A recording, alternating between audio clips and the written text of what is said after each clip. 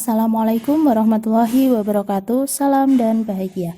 Perkenalkan, saya Dwi Listiandi dari Padepokan 81. Maksud dan tujuan video kali ini adalah menjelaskan mengenai pendidikan anti korupsi dalam perspektif ajaran Taman Siswa oleh Ki Hajar Dewantara. Konsep korupsi.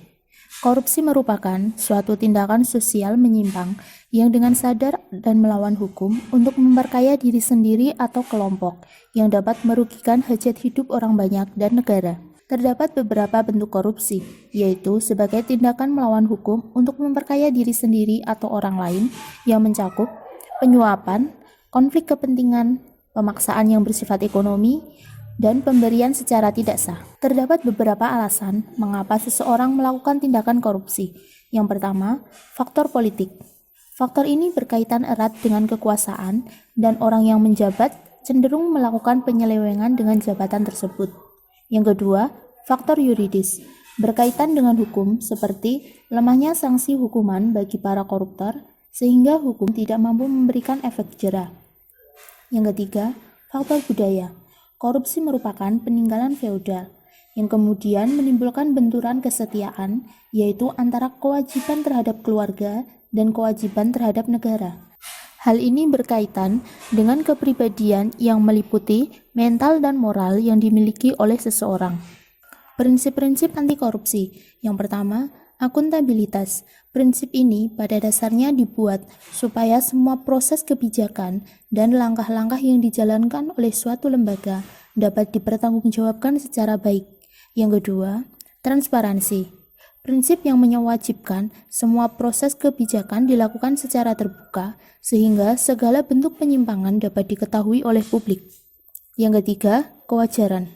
Prinsip anti korupsi yang mengedepankan kepatuhan atau kewajaran. Prinsip kewajaran ini lebih ditujukan untuk mencegah terjadinya manipulasi dalam penganggaran suatu kegiatan. Pendidikan karakter sebagai pendidikan anti korupsi.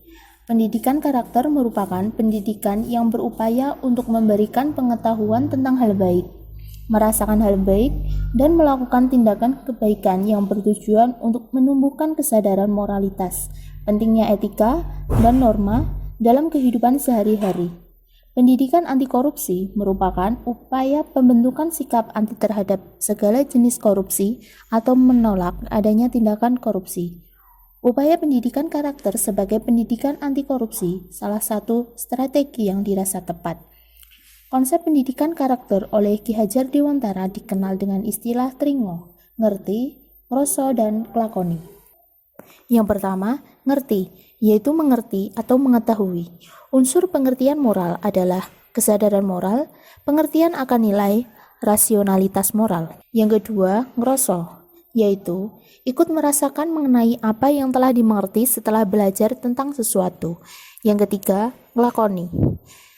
Melakoni yaitu melakukan tindakan nyata.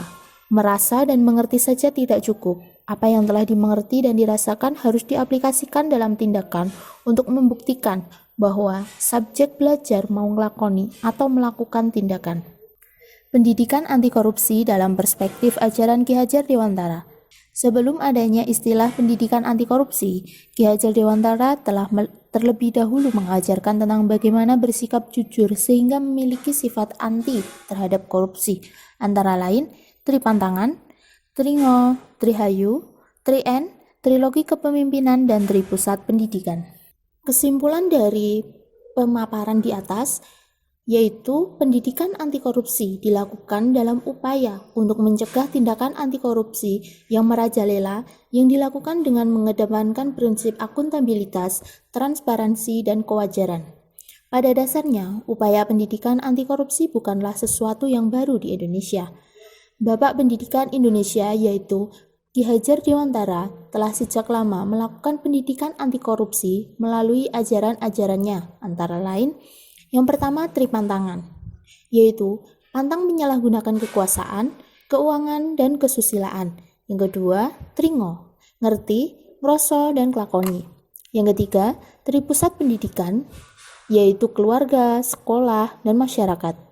Yang keempat, Trihayu, yaitu memayuhayuning sarira, memayuhayuning bangsa, dan memayuhayuning manungsa. Yang kelima, 3N, niteni, nirokke, nambahi, dan metode among, asih, asah, dan asuh. Yang keenam, trilogi kepemimpinan, yaitu ing ngarsa sung tulodo, ing madya mangun karsa, tuturi handayani. Melalui penerapan ajaran Ki Hajar Dewantara sebagai upaya pendidikan anti korupsi, diharapkan dapat membentuk karakter warga negara yang baik dan memiliki sifat anti terhadap segala bentuk perilaku korupsi. Sekian yang dapat saya sampaikan, kurang lebihnya saya mohon maaf yang sebesar-besarnya. Terima kasih. Wassalamualaikum warahmatullahi wabarakatuh. Salam.